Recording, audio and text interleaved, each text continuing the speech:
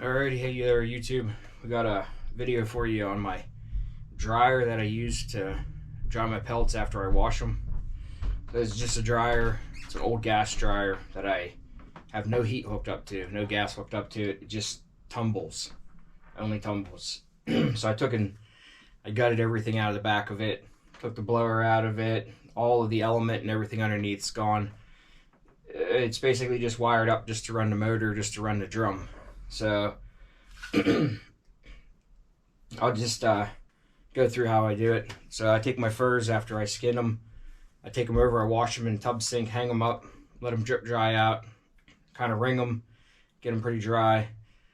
Typically what I do is I'll throw them in my Ziploc bags. I'll throw them in the refrigerator overnight, and then the next day then I'll flush them. I'll dry them and then flush them that night, and I just go through that process. Anything I catch that day I'll skin and wash all the blood out of it, all the mud off of it, brush out all of the cockerbears, any brush that's in them or anything, clean them out, get them real clean, and then I hang them up, let them drip dry, wring them out, and then get them cold. It helps me get the fat off a little bit easier whenever they're cold instead of being hot. So what I'll do is I'll throw a couple in here at a time, however many I can work on, or I have. I throw them in here, and then I'll take and add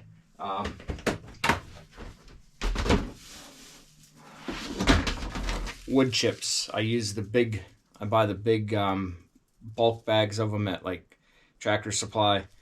Use the big wood chips, not the little ones. And then I'll throw my pellets in there, throw probably like about a half a gallon or so to a gallon of chips in there, and then I just turn it on, whatever, just set it, usually 20 minutes or something, just let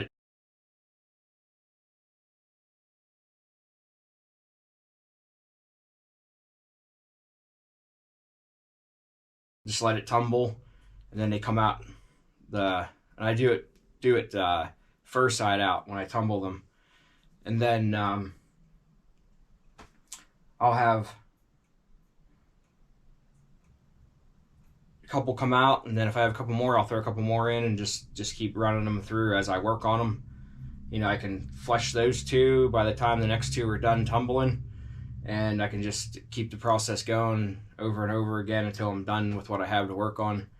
But they come out nice and dry. The fur is nice and dry, nice and fluffy, and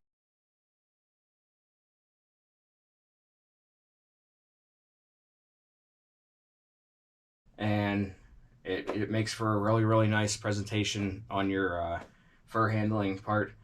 But just tumble them in there, and then I take them and brush them out with a fur comb and get all the wood chips out of them, and then, you know, flip them around, flush them, and then if there's any stuck to the inside of the pelt, they just flush off with the meat. So works really well. Like I said, just throw a couple pelts in there, throw some wood chips in there. But what I did find out was, when I cleaned this at the end of the season this year, I took and I cleaned out the inside, wiped it all down, bleach and everything, just to make sure nothing, you know, I don't want nothing molding or anything. So I cleaned it down really well inside with some bleach. And then my regular dryer, my home dryer in the house, the belt broke, and it was like on the weekend I couldn't get a belt. So I robbed the belt off of this. When I tore it apart, took the belt out, the whole inside of the bottom was full of wood chips that had gotten between the drum and the outside and had filled up the bottom pretty good. So I didn't have this hole cut. I'll show you here in a second. I cut a hole in the front of it so that I can just suck them up with the shop vac. So I'll show you right here, right now. You can see it, probably see up inside the inside here as well. But I took and cut, I think it's like 6 inches by like 27 all the way across, left a little bit on the edges. I'm going to weld a piece of metal in here around the outside just to keep this sharp edge from getting cut on it. And but the whole underside, the only thing that's inside of it, I don't know how it shows up on camera, but is the motor back there in the great corner. That's it. And you can see here on the inside, I'd cut these pieces of cardboard cardboard right here. I'm making templates to, last year I just stuck duct tape over those, but the wood chips started sticking to them and everything. I'm gonna cut a piece of sheet metal out on the outside. I'm gonna weld it onto the outside on the back on each side right there, so cover those two holes up. But yeah, it works really well. I was really impressed with it. I'd seen a couple other people that do it too as well, and it seems to work pretty well for them, so I figured I'd give it a try. And last year was the first year, and I got this off of a buddy. He was getting rid of it, didn't work, so it didn't heat.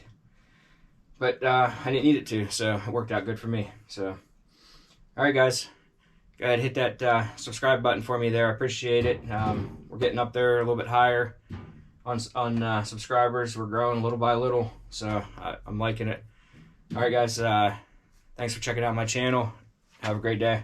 Catch you down the line.